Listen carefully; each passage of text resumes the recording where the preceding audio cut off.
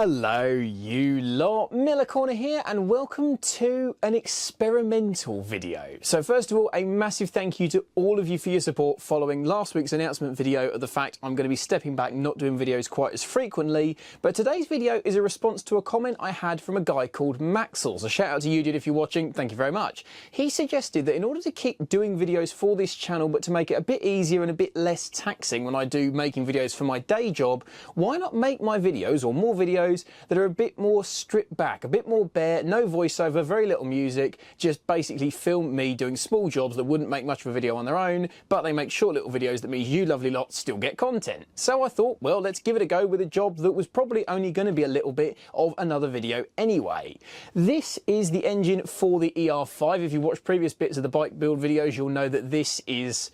well, it's not in the bike anymore. That's pretty obvious. As we speak, the frame is not here. It's in the paint shop at the moment, having some rust seen to and being painted, and it's very nearly ready to come back for the bike to go back together. Before the engine goes into the frame, I want to get it painted as well, because the new colour for the frame is black and grey ain't going to suit that, and the new colour for the rest of the bike is... very much not going to suit grey either. Now the bottom half of this engine does look like it's been primed when we think at least it was rebuilt. So what I want to do is get at least the bottom half of the engine painted black. I do like this upper half in dark grey. I think that looks quite cool. A bit of degreasing and cleaning up, that will look fairly decent. But this bottom half in primer grey is not staying anywhere. So the plan for this pilot episode of more stripped down, more basic, kind of more vloggy style DIY videos is to get this engine cleaned, prepped and ready for a fresh respray in black. Now, nearly fell off the stool. So it's fairly obvious that an engine on a bike which is exposed to the elements and low down, and on a bike which, apart from the year just gone, has been ridden in all temperatures and all weathers, will get a bit dirty. In fact, when this engine came out of the bike, it was disgusting. Very cruddy, very muddy and dirty and all sorts really. Now before you paint any surface you're going to want to make sure it's clean. So I've got some brake cleaner in this little bottle here with an old toothbrush. One of the best tools for having in your garage arsenal that you might not have thought of is an old toothbrush, because it allows you to scrub stuff up really easily and delicately without marking it. And what we're going to do is, with some brake cleaner on here, I'm just going to scrub this engine. Now I have got it on an old table here. You might remember in certain previous videos I referred to the fact we were redecorating the sitting room.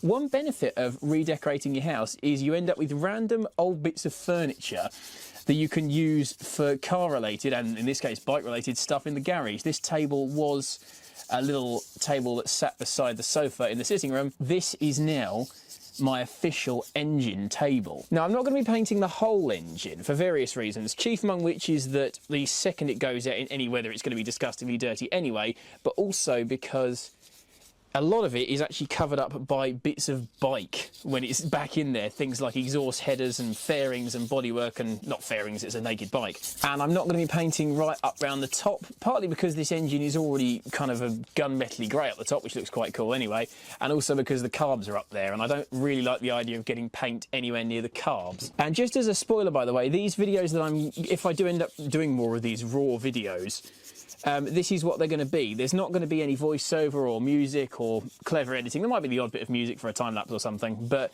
that's it. I'm certainly not going to be doing full fancy edits and stuff, because the whole point of this is it's stripped back, it's more basic. So I'm only actually going to paint sort of from the cylinder head down, pretty much, which not only makes it easier to mask off and neater, but gives me a nice two-tone effect, which, as you can probably work out, I am a very stylish gentleman and I like a bit of two-tone. Let's cut to when I've done a bit more cleaning, particularly because I've just discovered I've got my shoulder right in the middle of the shop. Right, I'm pretty happy that the vast majority of the engine is now degreased that I actually want to paint. So the next thing is to cover some stuff up that we don't want painted, because if you get any paint in somewhere that there shouldn't be paint, that could cause you problems. Now, I'm not saying, for example, in this instance, that paint in a radiator inlet, or outlet, I should say, whatever that is, will necessarily cause you specific problems, but if there's any way you can eliminate potential problems, do it,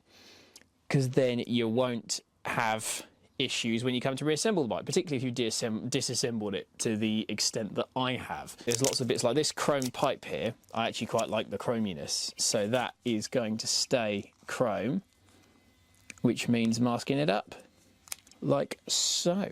It's so rare to be able to, or to have to paint something that's so, there are so many bits to not paint. Like normally, if there's something on there you don't want to paint, or depending on what you're painting, just take it off. But with this, you don't have that luxury because so much of it is just part of it. So this is probably, I wouldn't advise the first thing you ever paint to be an engine, put it that way. Just tuck that around there. So like the oil cap here, don't want that painted, that's getting masked up. There's a couple of little switches and sensors and things that I also don't want painted, so they're getting masked up. Of course, the clever thing to do here would have been to use a blade, but I'm not that intelligent. Oh, that nearly worked as well. So I want to make these videos a little bit more casual, like we're doing this together. So on that note, what have you been up to this week? I want to know, what projects have you been doing? Ow, I've cut the tape. What an idiot. That's not a kind of, oh, well, it doesn't matter. Ah, well, it does matter, actually. Ow, I keep, ow, f***ing dead. If you've not yet got yourself a head torch, by the way, makes a lot of silly little jobs like this miles easier. Like, miles. Because suddenly I can see you dead. Right, next on the agenda is sanding down, ready for a bit of paint, because some of you might be saying, oh, it's already been primed, why are you flatting it down again? Well, two things. One, I don't actually know how old that coat of primer is that's on here. And two, I want to know for my own peace of mind that what I'm going to be painting onto is a nice, well-prepared surface. Do it right the first time, and then you can and will reap the rewards. Right then, the engine's been degreased, masked up, flatted down, cleaned. I've given it a quick warming through with a little heater thing I've got, and you know what that means it's time for after far too long. Joe Paints Random Stuff. Do-do-do. That's right, and on this episode of Joe Paints Random Stuff, it's the biggest and probably most important thing we've ever done. The engine from my Kawasaki ER5. Now, I'm only going to be doing the main bit here, not doing it down below kind of this level, not doing above here, hence why I've masked it all up and done some very nice professional level masking. I've got a can of primer here that I have warmed through, and with any luck, this goes decently. So I guess, let's find out.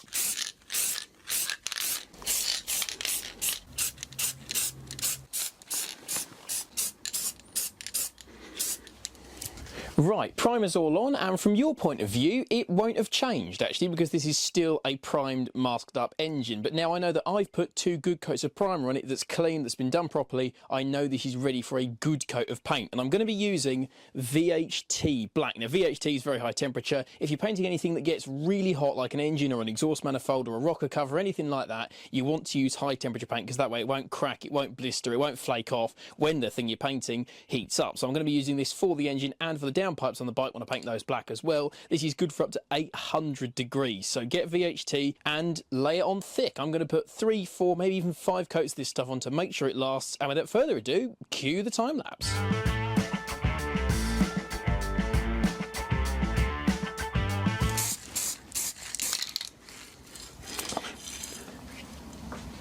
Right, it's now a couple of days later, and the reason why it's a couple of days later as opposed to just the next day when I'm unmasking this is because you might notice the lighting situation. We had this massive old halogen big strip light thing on the roof of the garage, and the day that I painted the engine, just an hour after I finished, it gave out. So Dad's now put an awesome new LED light bar thing in, which is actually just above the camera, and it makes a world of difference, as you can see. And speaking of a world of difference, the engine is now black, or at least the part that I wanted to make black is black.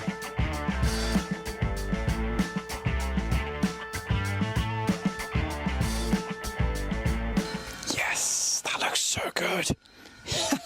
I may as well wrap this up here, really. How awesome is that? That is an engine transformed. With it all unmasked, you can see all the little details, like that chrome pipe, like the oil cap, like the little viewing window down there, all unmasked, so that's still protected and looks awesome. Yeah, I'm loving that, to be honest. I'm loving the contrast between the top and the bottom of the engine now, particularly because a lot of this is going to be tucked up in the frame of the bike anyway. You're probably only really going to see this bit.